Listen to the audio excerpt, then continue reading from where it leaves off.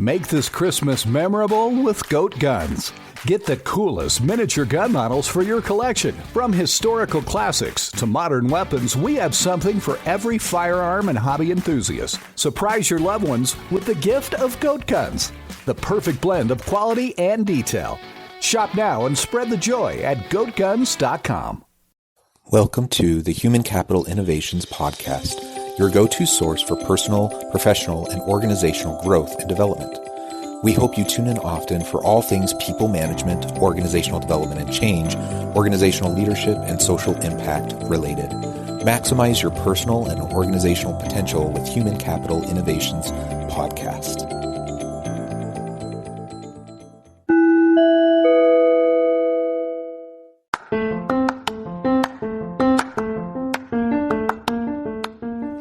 Welcome to the Human Capital Innovations Podcast. In this HCI podcast episode, I talk with Matthew L. Moseley about superior communication strategies for making stronger connections.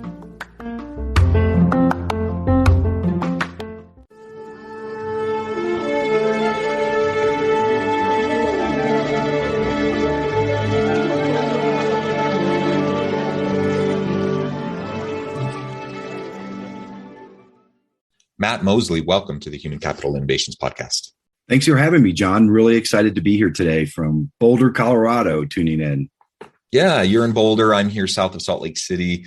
It's a pleasure to be with you. I'm super excited to have a conversation. Today, we're going to be focusing on your newest book, Ignition, Superior Communication Strategies for Making Stronger Connections. And there's really a lot to unpack there. But generally, of course, we're going to be talking about communication and how that leads to a more effective leadership.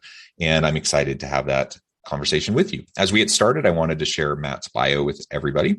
Matthew L. Moseley, a communication strategist, author, and speaker, holds 3 world records for long-distance swimming, spending his career at the intersection of public policy, business, and government. He is principal and CEO of the Ignition Strategy Group, which specializes in high-stakes communications and issue management for organizations of all sizes, including American Rivers, Xcel Energy, the AFL-CIO, the Colorado Criminal Defense Bar, and many, many others. He serves as communications director for the Colorado Senate and press officer for the United States Olympic Committee at the 2004 Olympics. His newest book, Ignition, Superior Communication Strategies for Making Stronger Connections, is out, and I would encourage you to check that out. And of course, we're going to be discussing that together today. Before we launch on into that conversation, anything else you would like listeners to know by way of your background or personal context? No, that sounds great. I think we'll jump into some personal and some professional as we move along. Wonderful, wonderful. All right, so why don't we start and tell us a little bit about why this book. What was the catalyst for bringing this book about? Why did you feel like it was important to write and to get it out to the world? Absolutely. About 6 years ago, I was asked to give a talk at a little arts conference in the desert called Burning Man. And it was about communications, and it was called Gonzo Communications. It was how people put themselves into the story. And so that, the emphasis was on being a participant and not a spectator. And as I started working through this book, one of the central driving questions, John, was that if communications is so important to people, and we know that it's a valuable ingredient in successful leadership, then why are so many people so bad at it? Why does communications always get, the short shrift in meetings? It's always the first department to get cut. We're always the last to know.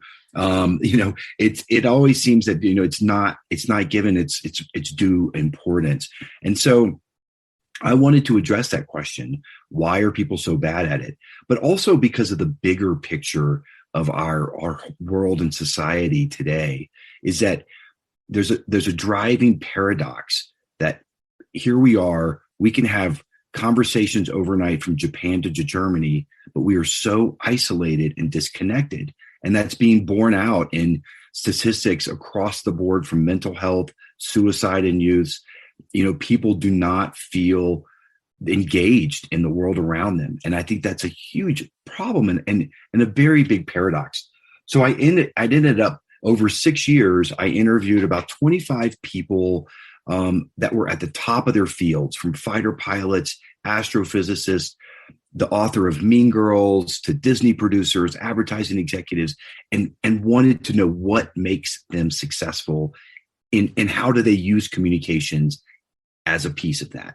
So that's what was really the driving force of the book. And I'm looking forward to getting into some of the findings here in a little bit. Yeah, excellent. So actually, let's jump right on into that. You had these great conversations. What were some of those key themes that you saw coming out of the examples from these interviews and conversations you had with successful innovators and leaders? You bet. Well, one of the things that I came across in my research that was just fascinating to me was through the book, Yuval Harari, Sapiens, and other paleontologists and scientists have discovered that, there were other sapiens roaming the earth. And, can you imagine that if there were other types of humans that we had to deal with, and we can barely deal with ourselves, right? And that's kind of the point, is that we were able to drop our larynx and use communication as a tool that enabled our sapiens to have dominion on this planet. And in fact, communication is our secret sauce. Our ability to collaborate and come together to solve bigger problems in ourselves and not just live in isolation is the reason why we are humans today. And we have evolved the way that we've evolved. And I think that just, as we prepare ourselves for the future and we think about how to be better, we go back to this basic root of what makes us tick. And I think it's communication. And I think it's better communication among and between each others, and people that know how to that listen well. And we can get into some of those other strategies here. But, I think it's the secret sauce of our humanity. And I'm glad you mentioned that book, Sapiens. It's a fascinating read, just generally speaking. I highly recommend it. And you bring up a really great point. One of the reasons why we were able to progress is through the development of language and the ability to communicate. And you're absolutely right that most of us are fairly terrible at effective communication. And we all have our stories and experiences within an organizational setting where, despite whatever well-intentioned, well-meaning individual, we were interacting with, whether it was a boss or a coworker, that things weren't communicated effectively. It was bumbled, and therefore, something bad happened. Someone was hurt, whether it was an employee or a customer or the environment or whatever. And ultimately, despite good intentions, a lot of negative unintended consequences occur precisely because we're not terribly skilled at communicating effectively, and we undermine our own ability to be effective as a leader. That's so correct. And, you come out of a meeting, I love meetings, John. Some people hate meetings. I really like meetings because I feel like it's where the rubber meets the road, and it's where, it's where things happen. Others not so fortunate. They don't like meetings so much. If you draw on, our history of military strategy even, and I write about this in the book, that one of our jobs as good communicators is to minimize friction, right? We want to get away with any ambiguity. We want to be as clear as possible. And you're in meetings or you have an interaction with somebody, and you're like, okay, so what do they want? What do they need to be successful here? And it's hard to answer that question. Whereas other leaders that you deal with, and the most successful that I've worked with in my career, are very, very good at providing a vision, providing a framework for then how people fit into that vision. And what is, I find in organizational management, the real mapping and the way that you can manage interests, in the way that let's say I'm with a utility company, right? And you're in a meeting, and in that meeting, you may have regulatory affairs, you may have communications, you're going to have legal, you're going to have C-suite, you're going to have people that you're not even sure what they do. And everybody has a different interest there. And as the manager, as the leader of that meeting, somehow you need to define the path forward for everybody that is true to the company's values, but then everybody feels like they're contributing to this bigger picture, right? And let me talk about that for a second, because working for something greater than ourselves is such an important aspect of being successful and how you motivate people to come along and follow you on a vision. And John, it gets back a little bit to the question that I was trying to solve for in writing this Ignition book, is why people feel so isolated, is because a lot of times I think they're in it because of themselves. And that is what feeds imposter syndrome. When you're just concerned about just yourself, it's a very isolating place to be. When it's just your fashion, that's what kind of social media sort of feeds this personal. That's why we have these rise of these influencers, right? Like, it seems sort of vacuous to me, but that's another discussion for another day about personal branding. But it goes back to this question. We've talked about this, you and I. In my personal life, I love to swim and open water swimming, but I do it to raise awareness about water and climate issues and plastics in our water systems, drought, climate change. I don't do it just for myself. I have a bigger purpose, and that's what drives me to then keep going and be successful. It's the same with work. When we feel like we're part of something bigger, that people respect us in that, it's such a different way of approaching life,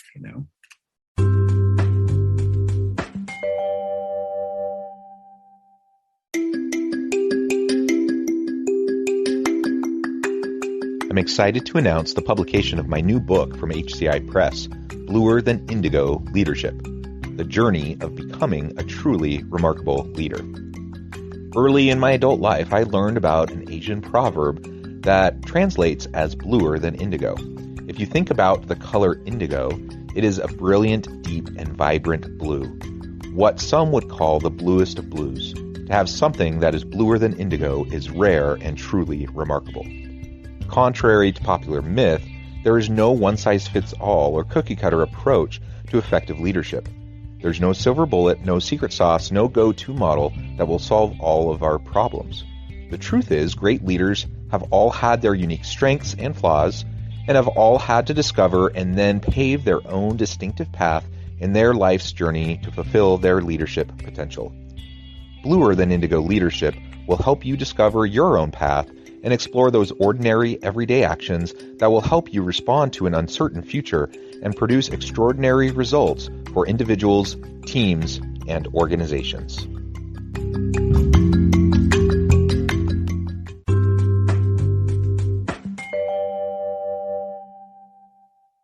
Yeah, I think that's all well said and great example. So as we dig further into some of these strategies, there are a lot of different tips and techniques, and there's lots of books about communication. But what are some of those superior communication strategies that you lay out in your book from the research that you've done that really is going to help us drive these stronger interpersonal connections? And that's really where it's at, isn't it? Because, as we develop meaningful relationships of mutual accountability and trust with colleagues, with bosses, with those who report to us, whatever, the relationship is, that will allow us to be more effective as a leader. So what are some of those superior strategies? Absolutely. Let me talk about 3 real quick, and I'm going to unpack about 5 chapters of the book here in just a few minutes. But one of my biggest approaches, one of my biggest things is to encourage clients and people that I work with to plan. We sit down, and I know that sounds so cliche, but it's very rare, actually, I find these days, where people, they want to talk about now and reaction, but they don't want to be proactive, right? And being proactive is such an incredible part of being a good communicator and being a leader, that you're not just reacting. And so I encourage clients, like, hey, we got a problem. Well, let's find out, what's your approach? Are you happy? Are you sad? Are you aggressive? Are you proactive? Are you in love? Are you in hate? What's your approach? Let's decide that first. And then we're going to ask ourselves 3 questions. We're going to ask, what are we saying? And look, this is all your messaging, context, research. A lot goes into this, especially if you're on an advertising or political campaign. Millions of dollars are spent on this question alone, right? What are you saying? The second is the targeting. Who are you saying it to? We have a whole Silicon Valley that is built upon targeting, right? It's one big targeting machine is what it is. It's about how it captures our data and then uses that to communicate to us. But in advertising campaigns, political campaigns, this is a very important question about how you use your resources to get to the right people. And then thirdly, you ask, how are you going to say it? And this is where I like to play, John, is like, the fun part, the tactics, the tactical execution of all the thousands of things you can do today. What are the very best things you can do to communicate that message to that person, that audience? Now that sounds pretty simple, but if you put this together, it can either be a 120-page document that is really well thought out for a corporate advertising campaign or an issue management campaign that I've done for many clients. It can be a back of the napkin calculation. What are we saying? Hey, I want to go get a date with this girl. The same thing applies. You can ask yourself, what are you going to say?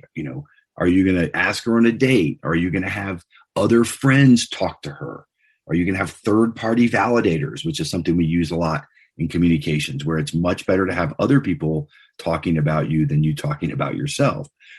Are you going to have other friends talk to that date about you? So we start to break it down, and we can bring this into the boardroom for very sort of tactical, surgical way of looking at how we communicate. Let me also talk about one of the strategies that I love to use with clients and that people don't think about enough is the hero's journey and the hero cycle, about how we put ourselves into stories. Another California city, Hollywood, is all based upon the hero's journey. And I think it surprises people to know that, Bill and Ted's Excellent Adventure, Fast Times at Ridgemont High, The Wizard of Oz, the Quran, the Bible, they all follow the same story arc, the same thing. Young person leaves home, goes on adventure, meets helpers, crosses a threshold. My favorite, a reconciliation with father figure, where it all comes together. You got Luke Skywalker and Obi-Wan Kenobi giving him the Force. And then you come home a changed person, right? With a boon for your community. Or you don't, and that's part of the story too. So how we put ourselves in these cycles, and this is really funny. Sometimes I work with clients, and we're going to have a shampoo commercial. I'm making this up, but a shampoo commercial, and the shampoo is going to be the hero, right? Well, that's the wrong approach. Oh, let's put our candidate as the hero of a presidential campaign. Wrong approach. The hero is the voter. The hero is the consumer, who is the person that soap, that shampoo is going to sail safely across turbulent waters, and you're going to have a power day and feel like $1 million in that meeting, and you're going to come home and save the world before dinner. That's what the shampoo is going to give you. The shampoo is not the hero. It's the helper. So I always think we need to consider ourselves where we fit in to these hero cycles. When I swim down the river is the hero. I'm just a vessel telling the story about what's happening with this river and why we need to care about it. And then can I just absolutely ask your opinion on something real quick? So as I'm hearing you say this, I'm thinking about it from the standpoint of a leader, who is over a team of people. And so if I'm trying to leverage the power of story and communication and this archetype of the hero's journey, what I'm hearing you say as you apply this to more of a advertising kind of an example is that if I'm doing this within an organizational setting as a leader of a team of people, it would be really dumb for me to try to put myself forward as the hero within the hero's story. But rather I need to demonstrate myself as a supporter of my people who are the heroes. Is that correct? That is so way to nail it. And that, your bigger cause, like what you're trying to do is sort of the hero, and you are all sort of helpers into this bigger journey. And if you can inspire them on that journey, and I think, John, that's where people, a lot of leaders make the mistake that, it's their butt on the line. And so they do have to be the hero, and that's how they feel. And it just sets up a wrong dynamic with your people, because we all and maybe we want to have our leaders and we want to make them successful and show that they're great and really work, but that's not going to be the sustaining force in the long run. We need something bigger about why we're doing this. And that's what good leaders provide. Way to nail it on that one. Yes. Great. And I interrupted you. So you were continuing on, giving an example of the hero's journey. And just one other thing, because we do a lot of media relations and, people in crisis situations where, it's really on the line what you say. People don't think about their words enough and how they impact other people. And so one of the things before people get on a conference call with reporters or before they go in front of TV cameras, we insist that they make a message triangle. And the message triangle is a little bit loosely based upon that communications plan that I sketched out. But who are you? Why are you here? Why does it matter?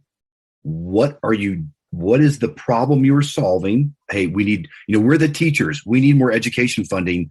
We need to pass this bill to get this education funding. So that when a reporter says, well, I want to talk about you flying on the corporate jet. No, I'm here to talk about education funding and why this matters to kids and student outcomes. And so that it allows you this discipline to stay focused on your message. And I think that's what happens a lot of times. People do think they're the hero and they just ramble on. That's not the way to do it. So, and just to recap there, that's what the Ignition book kind of goes through this framework of, okay, here's why it's important. Here is the way you can think about it and gives you a framework for sketching that out. And then here's the application of how you apply this to, let's say, education funding or protecting water or drought in the West or selling soap. Yeah, excellent. I love all those examples. Super, super fascinating, Matthew. I really appreciate the time, and I note the time, and I have to let you go here in just a few minutes. But before we close, I wanted to give you a chance to share with listeners how they can get connected with you, find out more about your team, find out more about your book, where they can find that, and then give us a final word on the topic for today about, communicating effectively to be more effective leaders. Yeah, you betcha. Well, thank you for having me on today. It's been a real pleasure. And I think we could talk about this, I think, for several hours because it's really rich in material. But if you do want to talk about it for several hours, please feel free to contact me at the Ignition Strategy Group. It's Matthew L. Moseley at theignitionstrategygroup.com. I'm on social media, all over the place, doing a bunch. I've been on the road doing a bunch of book tours, events. I'll be in New York City on January 16th, doing a book event there. You can reach out and check our website for further details. We do a lot of speaking and training as well on the book and some of the concepts and applying those concepts. So if you're interested in any training, please don't hesitate to reach out and give us a call. We also, we do consulting on public affairs issues and issue management and crisis communication. And you can just go to our website and find out more information. I think the final call of the book is that, the Ignition book is a series of dispatches from the front lines of communication strategy. And, it doesn't just talk about the strategy, but I go through a lot of my own personal experiences, like working with Hunter Thompson and doing his funeral, to working with Emeril Lagasse at America's Top Restaurant and the situational awareness learned through that. So I encourage people to really think about their words and how they communicate, to be a good listener too. It's not just about talking, but it's also about active listening. We didn't even get a chance to talk about improv, which is another strategy. I love to talk about the art of improvisation because I think our life is a live theater. But we don't have time for that today. We'll have another episode, but it's been a real pleasure. Check out Ignition from Routledge.com and hope to speak with you again soon, John. Thank you, Matt. It has been a real pleasure. I encourage listeners to reach out, get connected, find out more about what Matt can do for you. Check out his book. And as always, I hope everyone can stay healthy and safe. They can find meaning and purpose at work each and every day. And I hope you all have a great week.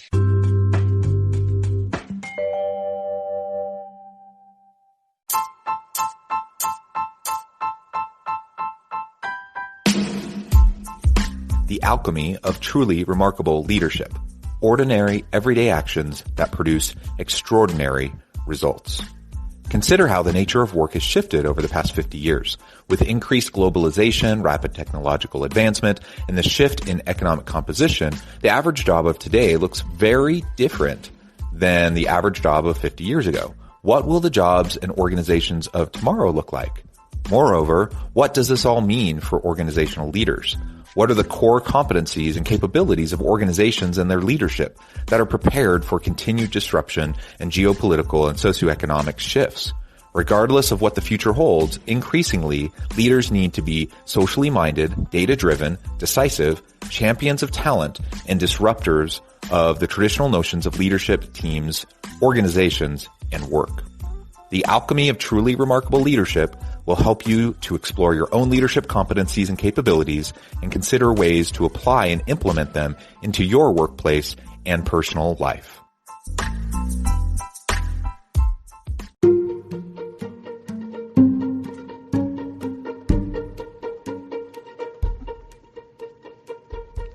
Check out Human Capital Innovations magazine, Human Capital Leadership. Human Capital Leadership is a free, interactive e-magazine with the mission to help individuals, leaders, and organizations find innovative approaches to maximize their human capital potential. We publish issues quarterly in August, November, February, and May. Take a look at the latest issue and let us know what you think.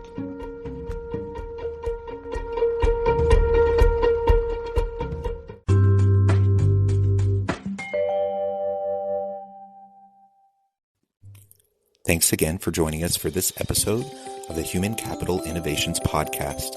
I hope you stay healthy and safe and that you have a great week.